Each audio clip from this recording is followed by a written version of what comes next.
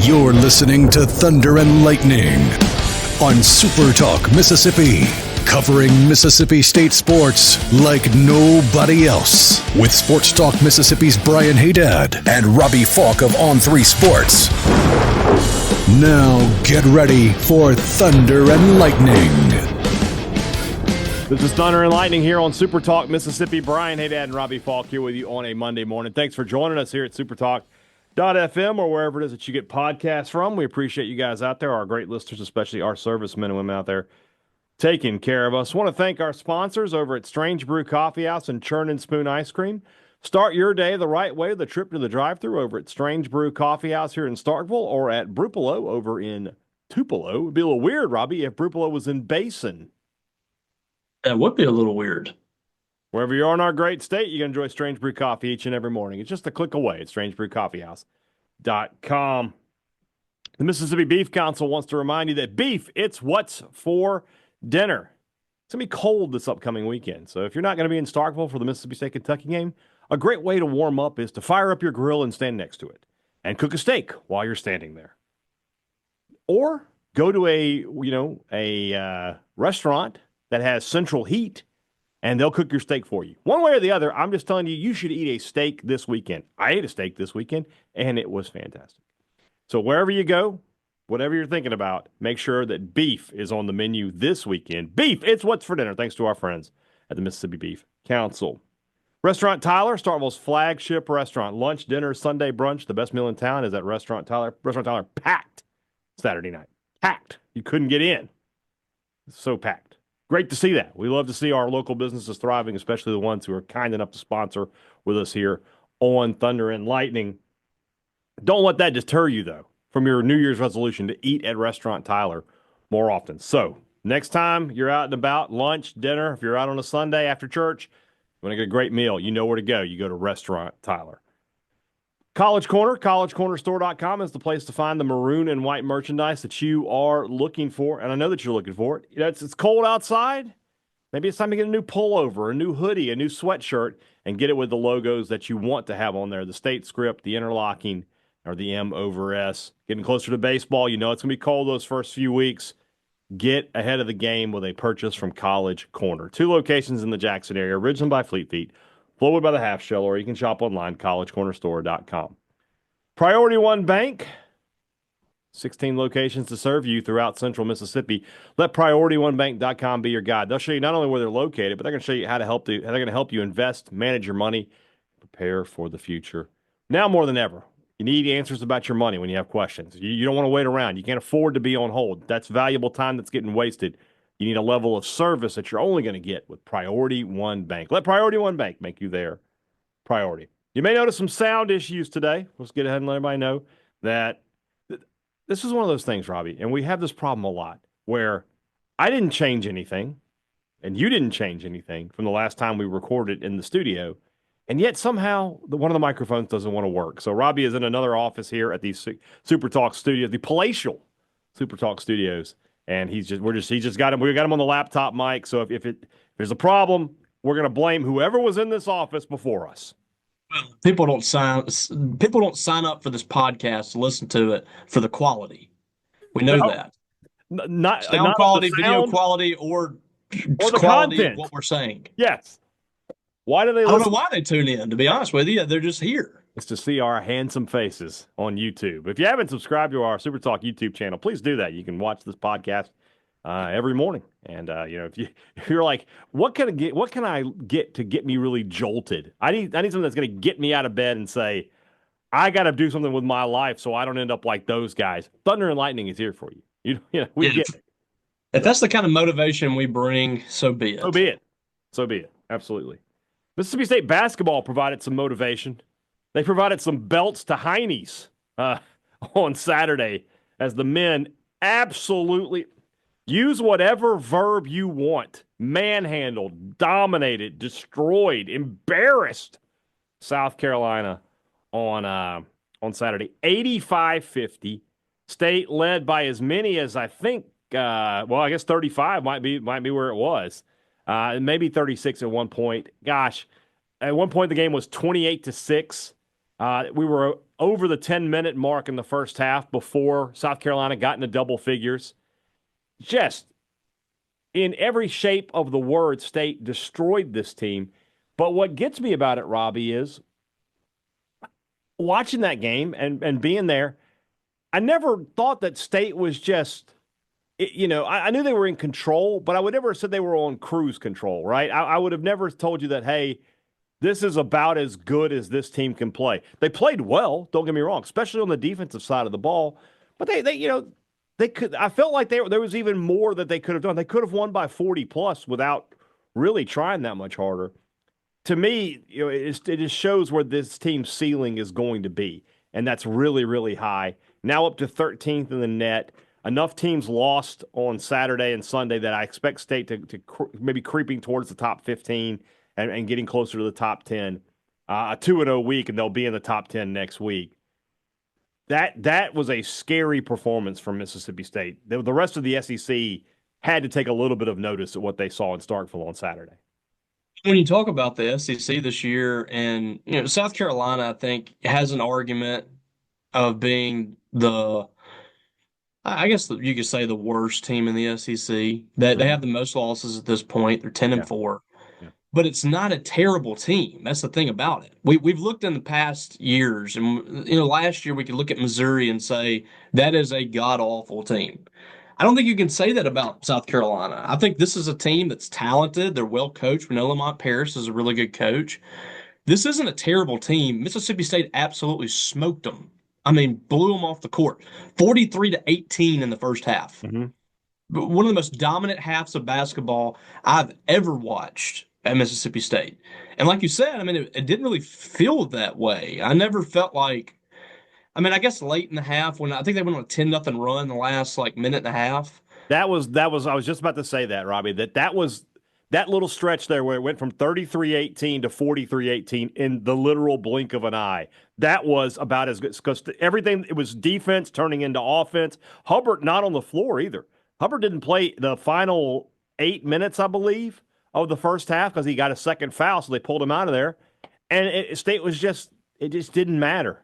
I mean, that's another thing. This game could have been a lot worse because Hubbard kind of shook off his slump that he had been in. He played a couple bad games in a row, but in this game, 7 of 13, 5 of 10 from three, finishes with 21 points. It could have been a lot worse because Hubbard, if he plays the last 8 minutes, is probably good for at least 4 or 5 points, you would think. 0 points and 0 rebounds from Michael Nwoko, your starting center. And I continue to be impressed with how this team picks each other up.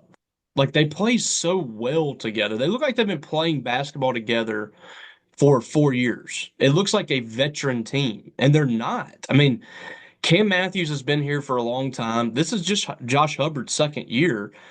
And then, Keyshawn Murphy was in and out of the lineup last year.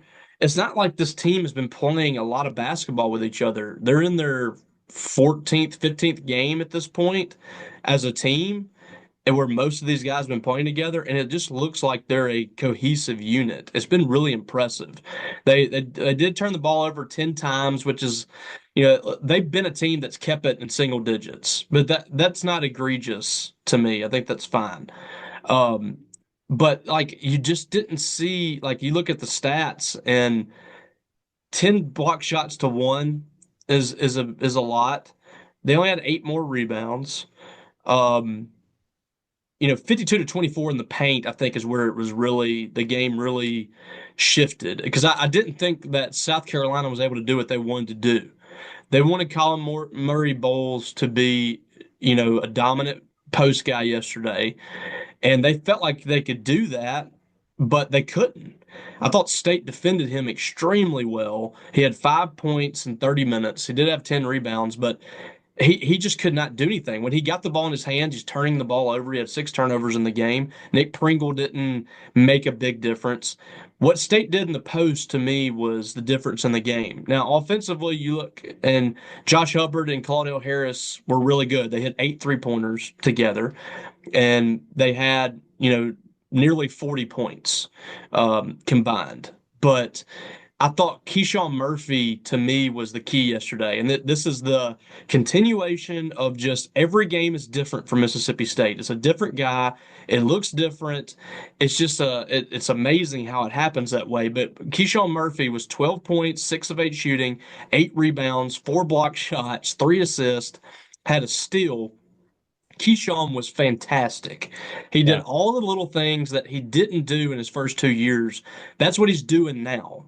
He's becoming, almost a Cam Matthews type player in that he does the gritty work. He does the dirty work for you. You have 3 guys right now that's doing a lot of that. And you can even add Claudell Harris into that. He had 9 rebounds. He does a lot of things that. He almost had a double-double. It's crazy. So I continue to be amazed at this team when they want to play. And I'm not saying they didn't want to play against Prairie View and Bethune-Cookman and Butler, but those were games where they looked a little more disinterested than they did in some of these others. Yeah. When this team plays up, when they come out with a chip on their shoulder and they come out ticked off or whatever's happening, it's a bloodbath, man. I mean, we've seen it now against Pittsburgh. We've seen it against Memphis, and we've seen it against South Carolina. When State comes out and gets a lead, they just absolutely kill you. They kill your spirit. It's like a swarm of ants on food. I mean, it's nuts. State just absolutely, when they smell the blood, they're there. And if this happens consistently in SEC play, this is a bona fide SEC championship contender. And that's considering them with Auburn, Alabama, Tennessee. I think this team is capable of beating anybody when they play like this. We're going to know a lot more about this team next weekend when they play after this Saturday. Yes. James was asked about that. He was like, why do you think your team plays up in these certain games? And he had one of those answers. Is Rick Ray kind of coined it for me, but like if I knew, we'd do it all the time, kind of thing. You mentioned Keyshawn Murphy, and you and I both asked. But I read your article on 3 about him, and I thought he played his most complete game. He's had games where he had more points, but when you mentioned his line there, almost has a double-double. He's sitting on 12 and 8. 3 assists. He had 4 block shots. He had a steal. He only had 1 turnover. And more importantly, with Nwoko in really bad foul trouble, and Nwoko is the only down spot in this game. He literally did nothing in this game and fouled out. But I think Keyshawn picks up his first foul at like the 10, 11, or maybe 10 and a 9-minute mark in the second half. So, in a game where State, South Carolina had some guys in the post that can play. They needed to be able to keep at least one of their big bodies out there. With Nwoko not able to stay out there, Keyshawn played foul-free defense. When you don't have any fouls and you have 4 block shots, you're playing really, really good defense. So if State can get that version of Keyshawn Murphy, that's going to be a problem. Cam Matthews, he had 5 of State's turnovers, but he had 5 assists, 5 rebounds. He missed 1 free throw that would have given him a double-digit points. He had 9 points in the game. We made the comment about last week about how the Derrick Henry comment about how when he starts going downhill, you just got to get out of the way. That dunk in the second half where about mid-court he realizes he's got a lane to the bucket, and he just gets a little burst of speed, like he's pulling away from the pack, and the next thing you know, he's rocking the rim. I was just very, very impressed with Mississippi State, top to bottom. This is a game where if I were, Nwoko, other than that, it's not even a nitpick. I'm like getting a microscope out to find something wrong with this team. This was one of the best games they've played under Chris Jans, and this is the second or maybe third time this year. Memphis, they played well, but they've played that well before. Pitt and this game Saturday might be the 2 best games Mississippi State has ever played under Chris Jans. It just feels like you remember in the old days. In the old days, 20 years ago. You son of a. You got to be kidding me. How dare you? It hasn't been this way for a while, but there were times back then inside the hump or, even for State going on the road where it was just a team comes in and it's like a dungeon for them. Yeah. And they just can't get out of it. We haven't seen this at Mississippi State in a while where State just absolutely bludgeons someone at home. It felt like 2004. It felt like Mississippi State just absolutely beating someone It's down funny you in the say SEC game. 2004. It's funny you say that because this was the biggest opening conference win since 2004. Yeah. And this is just this team to me reminds me more of that era Mhm. than any other time the last 15, 20 years. I don't think there's another team that can compare to some of those teams. Mhm. And we'll see just how far they can take that. But this team feels a lot different than what we've watched for the last 15 years. Yeah. I think we're seeing a team that's more capable of being a high caliber team in the NCAA tournament than the teams that have just gotten in and that have, been really gritty and fun to watch at times. But this team has all the makings of being one that can really wreck some teams down the stretch. And like I said, we'll see if they can keep this up. I think there's going to be some up and down moments. There's no doubt about it. But I think we've seen enough from this team that says they could be, if they reach their potential, they could be the best that we've seen at Mississippi State in quite some time. Next three games are all quad one opportunities for Mississippi State. They're at Vanderbilt, who's currently 28th in the net. The good news is if you win that game, Vanderbilt has to drop 47 spots for that not to be a quad one for you anymore. So, I mean, when you think about it like that, you're talking about Vanderbilt have to be like 5-13 in the conference or something like that to get out of the top 75. You're going to play Kentucky at home. They're currently 11th in the net.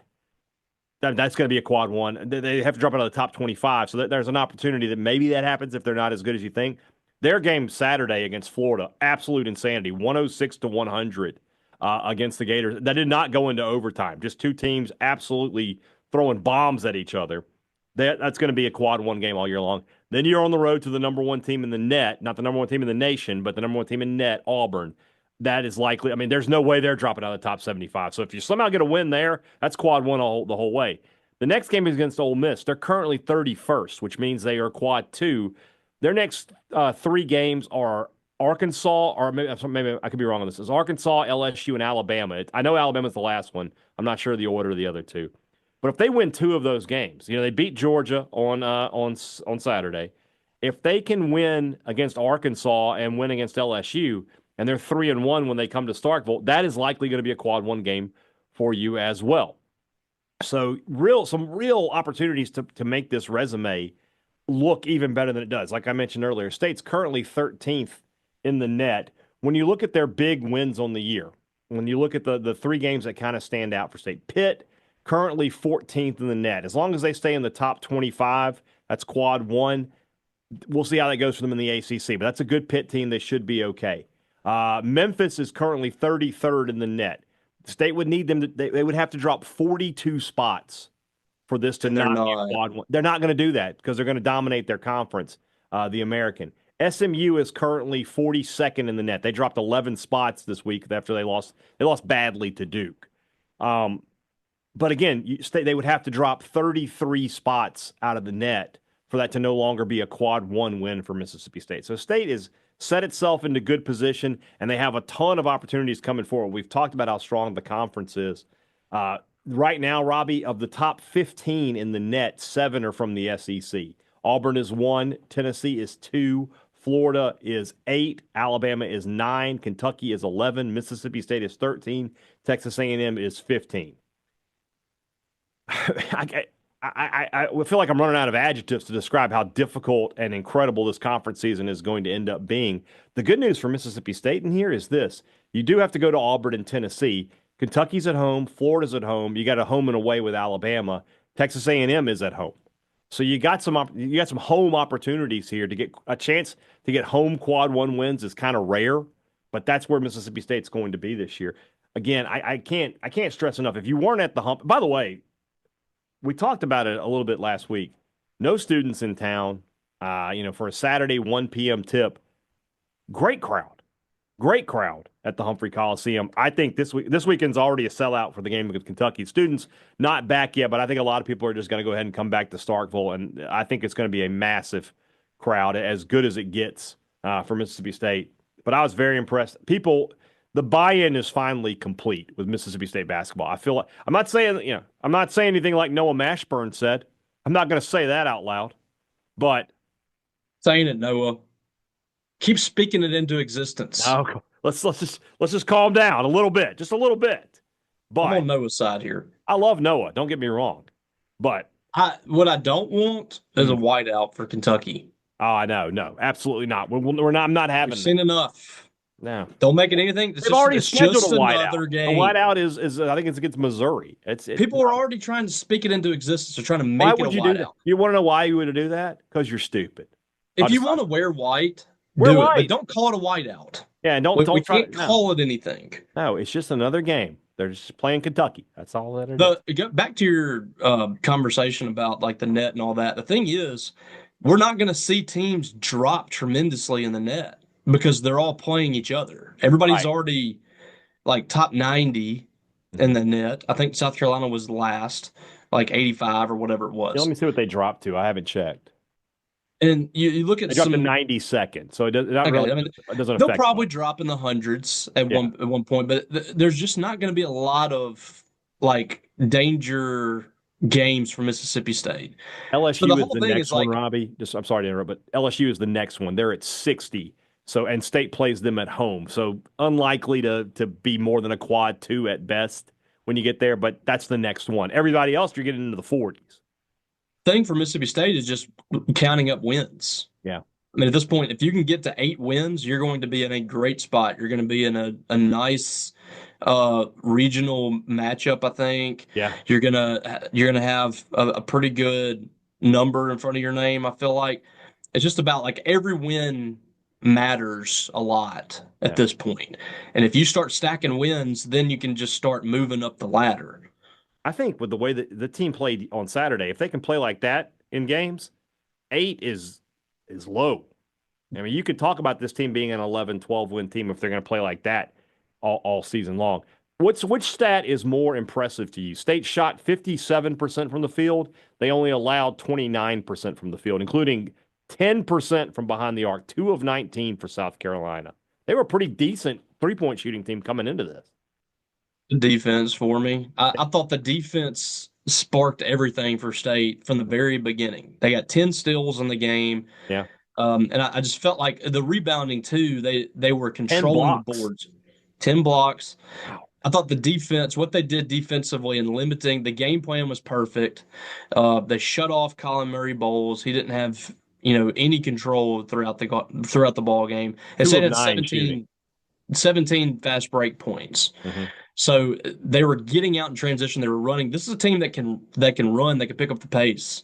If you put mirror images with these two teams, if you put a video from year 1 with Chris Jans up against year 3, I don't know if there's been a more stark difference for a program in a 2-year period than what we've seen and what Chris Jans put on the floor in year 1 and what he did in year 3.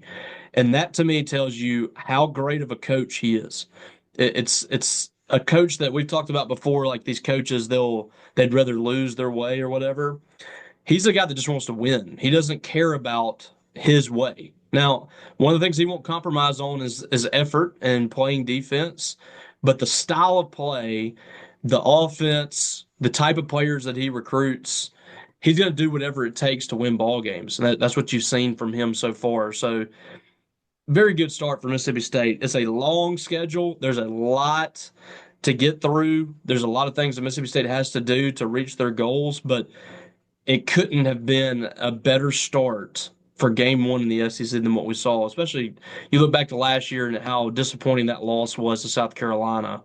To come out in this ball game and they to lost win twice this to them last year.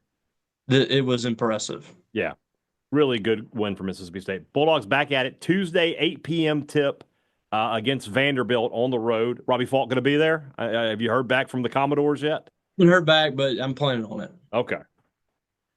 Have you spoken to Lionel Richie? He's like the head Commodore. Is he really? Lionel Richie? Yeah. Yeah, he was their lead singer for a long time. Oh, I didn't even put that together. Come on. I just thought you Easy meant he was like a. Sunday morning. I just thought you meant that he was a Big big fan? Vandy fan. That's why they named the band. Named after his favorite team. Well, You completely always over thought my head. Nashville I was a usually big take. country town. No, it's actually very much an R&B city. Eh, there you go. There you go. I can't wait to go down to Broadway, go to Lionel Richie's bar. It's going to be fantastic. Uh, Yes. all right, the other side of this coin, Robbie, is the women, who led number two South Carolina, the defending national champions, after the first quarter. But then, what? I have no idea what you said. Our sound issues are happening again. Thing I said. What did you say? Say I it. said stop the count. Oh, stop the count. Yes. Yes. I think if you 34 to yell, 2 run. Is that correct? I think if you yell at a certain decibel, the Yeah, mic doesn't pick you up I agree with that, on Zoom. evidently. So, but So 34 to 2, is that correct? something like that. It was so Mississippi State, I thought, came out and played extremely well in the first quarter. They were shooting over 50%. The turnovers were the only thing that was kind of glaring in the first quarter. They defended really well. And I thought they had South Carolina rattled, but they were up by 11 in the second quarter, and something just I flipped. I don't even know how to explain it. I haven't seen a stretch like this, I don't think, at Mississippi State. 10 minutes from 4 minutes in the second quarter to 4 minutes remaining in the third quarter, a 10-minute stretch. State had 0 field goals, and they scored 2 points on 2 free throws. It was rough, man. And turnovers were the big culprit. They had 20 turnovers in this ball game. South Carolina scored 23 points off of them. It was just, for lack of a better word, it was a terribly played ball game by Mississippi State. After playing so well in the first quarter, they gave themselves no chance. I didn't really think the whole time it was what South Carolina was doing as much as it was State. I didn't think that they really could recover. They got punched in the mouth and they never got back in it. And I didn't think there was much of a plan. I didn't think the execution was very good. It was just bad all the way around. And that's 2 straight games losing by 20 plus to start SEC play. And these are good teams. Kentucky, I think, is a top 15, no doubt, 15 team, no doubt. Mm-hmm. And South Carolina, I think, is a contender for national championship again. But State shouldn't be losing like this. And for a team that defensively, in the non-conference portion, I know they played the teams that they played. I get it.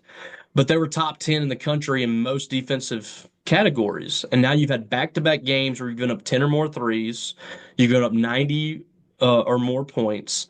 This team's lost its identity on the defensive end, and they've kind of scrambled on offense. It just looks like a team right now that's very disjointed in the first couple of games. And they've got to figure it out quickly because they got a top 10 Oklahoma team coming in next.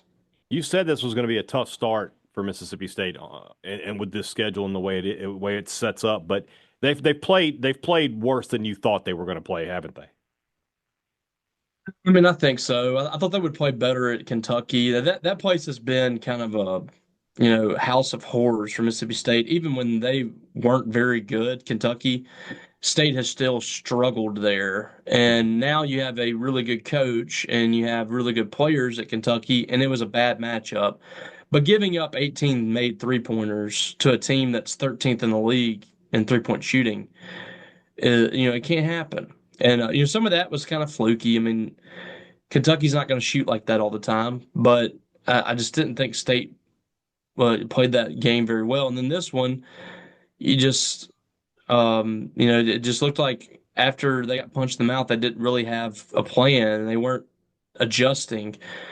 They got to play better than this, and they can't let this kind of get in their heads and snowball here. You really got to turn it around. And I don't, they started like this last year and, they kind of struggled early in Sam's first year as well. So we'll let them see what they can do, but it's not a good start. Yeah. Next game is against Oklahoma. Is that what you said? Oklahoma on That's Thursday here in night. Starkville, correct? Yes. Okay. See how that goes. Our friend Derek Cody back with us for that one. Scoundrel. Scoundrel. How dare you talk about my comrade, Derek Cody? Like Yeah, that. he is. Yes, He is he your is. comrade. That's fine. Let's go. Let's move into the last part of the show. That's brought to you by our friends over at Pip Printing and Signs. We want to remind you that when you need printing, call Pip today. I normally say that last, but hey, if you're a business owner, you do need printing. It's a vital part of everything that you do as a business owner. And if you aren't working with the best, well, then you're hurting your own business. So stop doing that. And call Cam Baker today and tell him, hey, heard about you on Thunder and Lightning. What can you do for me? And he's going to lay out a plan for you the same way that Pip Printing and Signs has been laying out that plan for the past 30 years. 30 doesn't have the same ring as 50, but it's still good. 30? 30. 30, brother. 30. Yeah, it's 30, brother. Not as much oomph into it, but it's fine. Fine. All right, the number is 601-499-5216. Tell them you're a Bulldog fan, and 10% of your sale will go directly to the Bulldog Initiative in your name. When you need printing, call Pip today. Two Brothers Smoked Meats in the heart of the Cotton District is the place to find the smoked Southern soul food that you were looking for. I know the students aren't back yet, but man, I tried to go eat at the Older Brother. Packed. On Friday, I was like, I didn't have time to wait. Otherwise, I would have. And then I saw a tweet from our friend Alden Thornhill.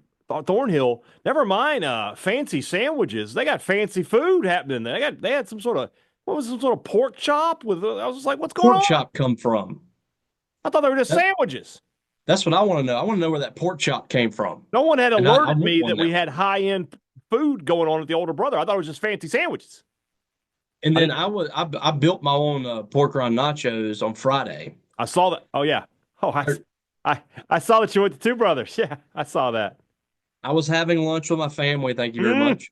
Oh, so Big Daddy was there too, huh? No, it was just Becky and Natty. Okay.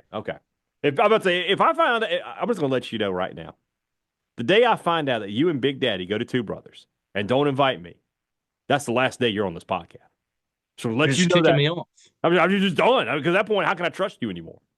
That's true. So I mean, it's just you and Becky and Natty. I shouldn't betray you in that way. So I went down to Tyler for lunch and I just ate lunch there. So you ate by yourself? I did. I had nobody to go with. I depressed you. You saw I was out. I had to go get something to eat, and I was like, I went to the Older Brother. Well, the Older Brother, but they looked like they were packed. And I was like, ah. And then I went to Bulldogs, and like the guy stopped me in the parking lot. I was like, "Were you coming in to eat?" I was like, "Yeah." He was like, "Yeah, we're closed until Monday. We've been closed for 2 weeks." I was like, "Oh, all right. Well, never mind then." I was like, "I'm going to Tyler at that point." It's just a depressing day all the way around. It was.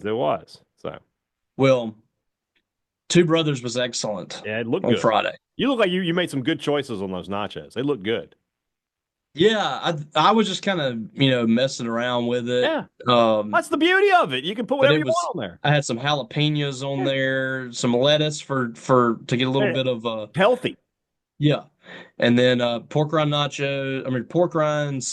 Obviously comes with queso. I had some white barbecue sauce. I put regular barbecue sauce on it, and then pulled pork. Next time, I'm going to be getting some pork belly. You should. It's like you did that last time. It's good. So, I think we've talked enough about how great Two Brothers is. It's awesome. I don't think you can talk enough. No, you're not wrong. You're not wrong. Great products, great service. Every business likes to promise it to you. They deliver it to you at Advantage Business Systems. That's what they've been doing for 50 years. Yeah. 50, brother.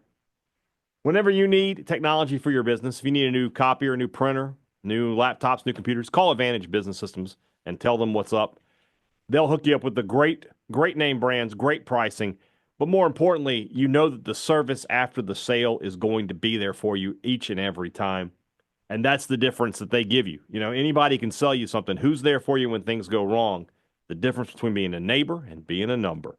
601-362-9192 or visit them online, absms.com. Find out how Advantage Business Systems will help your business do business.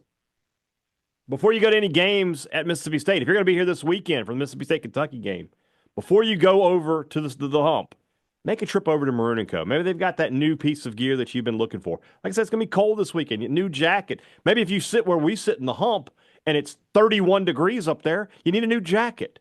They've got those at Maroon & Co. New hoodies, new sweatshirts, all sorts of great name brands, stuff you cannot find anywhere else. And best of all, we'll save you some money. Our promo code is Thunder15, 15% off all regular price items. Some exclusions do apply. That's available in-store or online at maroonandco.com.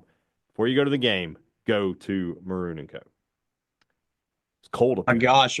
In the newest episode of Landman, we have Jerry Jones. Really? I need to watch this show, apparently. I don't know if it would be down your alley or not. Are I you like Billy Bob. it's kind of like a mix between uh Friday Night Lights and So Yellowstone. this week's I never watched Yellowstone. This week's rewatchables was Friday Night Lights, the movie. And they were talking about how much they love Landman and that. And I was like, maybe I should check that out. Of course, I'm the guy who's like, I should check that out, and then I never check it out. Like I haven't started the Penguin. It reminds me a lot of Friday Night Lights, the movie. Okay. It's very good. I did not enjoy the hooked. rewatchables as much as I should have on that movie, by the way. For two reasons. Well, no, just for one reason. It was Bill Simmons and Mallory Rubin. You got to have somebody on that pod that played high school football at whatever level. So you can talk about how much it really and truly. I mean, I can sit there and tell you, if somebody who never played can tell you how much it means to communities and stuff. But unless you played at some level, you don't really know. And I wish they had somebody on who had been a former high school football player. And also, especially inside the state of Texas. I grew up in Texas. I lived there for 3 years. Yeah. And we love football in the state of Mississippi. It is like lifeblood here, but it's just a totally different ball game there. Yeah. And this is based in Permian. In Odessa, yeah. Yeah, yes. Odessa, Texas, yeah. So that you get there's like some throwbacks to Friday Night Lights, obviously, in this, and then you have Billy Bob in it. But Billy Bob is outstanding. And it's really good. I texted at Mallory Rubin or tweeted at her. I don't have her number. I didn't text her. I tweeted at her. I was like, you left off a really big what's aged the worst. Permian football. They haven't won a state title in 33 years. They're no longer a power the way that they used to be. Also, Midland Lee High School. You're not going to believe this, but they had to change the name. They're Midland Legacy High School now. Were they named it for Robert E. Lee? Yeah, they were Rebels. Yeah. Yeah. That so makes sense. Yeah. Did you know Roy Williams, the guy who played for the Cowboys, the receiver?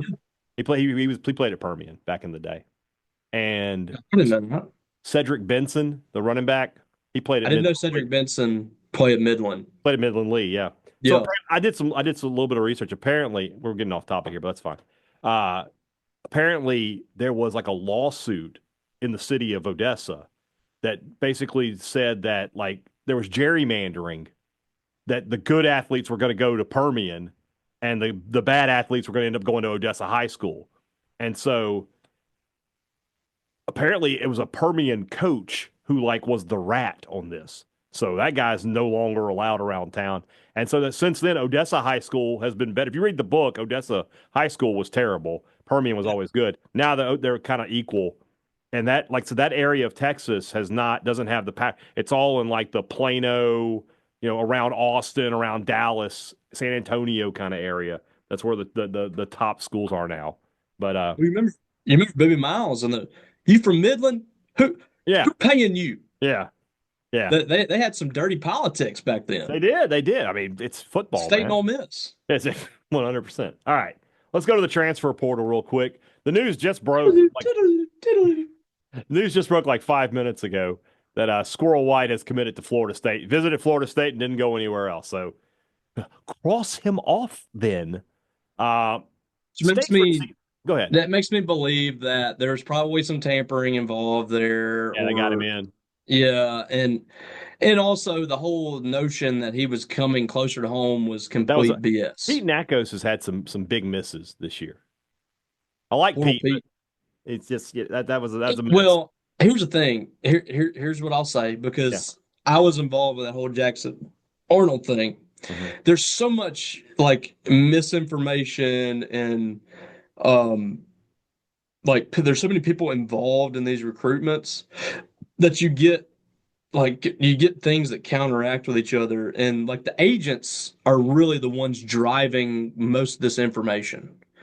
They're telling media and they're telling people things that just aren't accurate to get their players more money, to get them more interest. The agents are the ones that are really muddying a lot of this up. And we've talked about it before, a lot of these agents are like in their mid-20s, like they're just not very experienced people, and there's no They're not real agents, they're just people. No. So it's just creating an absolute mess. The whole transfer portal, you can say what you want on, like, people have talked about how corrupt basketball is and all that stuff. Basketball right now, compared to football, to me looks like a way more organized product than what football is. Football is an absolute dumpster fire. Yeah. At least like with the transfer portal and the rosters and all this stuff. Now it's been fun to watch this year. It's been fun to see the teams that are, competing for, high stakes and some of the upsets and all that. But the product itself and what's going on behind the scenes is just an absolute mess. So today's not getting squirrel. Right. Which is a shame. I needed fluff and squirrel in the same offense. I needed it. I didn't want that, but it is what it is there. State's receiver recruiting, we talked a little bit about this, and we've talked about potential overproduction, which is 2 words, a few times. It feels like it's almost entirely, not only is it potential, it's more like measurables. It's more like they're just getting the fastest guys they can. Now, this guy is all potential as well, but we saw on Saturday Ole Miss receiver Aiden Williams entering the portal. It almost feels like that was, you talked about getting ahead of the game. That might have been the case here. They're expecting him already in Starkville to be at least visiting and possibly committing to Mississippi State pretty soon, which makes sense, right?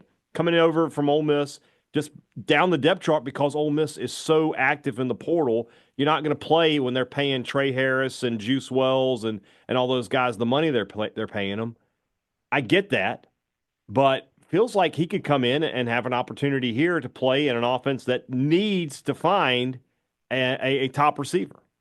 I think so. I mean, it's totally like a gamble. I mean, and I don't even know if it's a gamble. I mean, you're going to have options there, but it's a little bit an unknown because he hasn't had a ton of production. But if you have followed any Ole Miss reporters or anything like that, you know that they've been talking about this kid for 2 or 3 years. He flashes in practice, one of the really impressive athlete. He's done some really good things. He just hasn't been able to crack into the lineup because it seems like Lane Kiffin has been valuing transfer portal and, guys like that have come in and really helped them right away. I mean, he's going up against Trey Harris and Juice Wells and guys like that. So he just hasn't been able to find his way in there. But I think that in this offense in particular, he could be a breakthrough guy at Mississippi State. It's a very intriguing player. I like him a lot. I liked him a lot since he was at Ridgeland. I think this is a player that can help Mississippi State next year. So, we'll see how that goes, but would not shock me if Mississippi State got him in here and he's a player that moves up the depth chart early and helps Mississippi State. I mean, he should be ready to hit the field at this point. Yeah. This is, this will be year 3, I think, for him. So, I mean, it should be ready to click for him, you would think. This week for Mississippi State, the plan in the portal has to be get 2 corners, get 2 receivers, and then figure out a couple of other pieces that you need to get. But 2 corners and 2 receivers is an absolute – but you really need 3 receivers. But you need to get a couple in the boat just to get some momentum going. So Corey Bell, Chad Bumpus, those guys have got to do some work this week. They absolutely have to fill those spots. State cannot go into next season with the way those rooms currently look right this second. That is one spot where if they don't get guys – you can't sit there with a straight face and tell me you think this team is going to be improved. Those 2 spots have to be improved, and it's going to be on Bumpus and Bell to do that. They've done it at just about every other position, at least the ones that you needed to upgrade. They've upgraded safety. They've upgraded defensive line. You're better at linebacker, I think. And then the offensive side, you've added some pieces on the offensive line. Your running back room is very good. You're kind of holding serve at tight end, and then quarterback, you're good. Wide receiver and cornerback is what you're looking at this point. And you can add pieces to the other positions to make them better. But as far as making this a more complete team and a team that can compete, it's going to come down to that. This team can be better next year without a doubt, but is that a win or two better, or is that bowl eligible better? The difference between, if this team wants to be bowl eligible, I think it's got to be better at receiver than what it is now. I don't know if we can say it, even if what they get is going to be better than what they had this year with the loss of Coleman and Craver just yet. But you have to be better than what you have right now. And then at cornerback, you've got to be better than you were last year, I think. I think you gotta add difference makers there at cornerback. You got to add a guy that's going to replace Bryce Pollock, and then you got to add another player that's going to help you add some depth and possibly be a starter there as well. So those two position groups, I agree. Over the next 2 weeks, they've got to get the job done there, and not just taking bodies. Yes. They need players that are going to be able to help players. I'm very interested in what they're doing here at wide receiver, though. I get the complaints about the lack of production or whatever, but I do think there's a case to be made if they do get guys that have the speed, guys that have the measurables, like you said. We can't really gauge what that's going to look like based on what they did at their last school. Because, like I've said, what's the offense that they came from? Were they ready to get on the field at that spot? What was the quarterback situation like?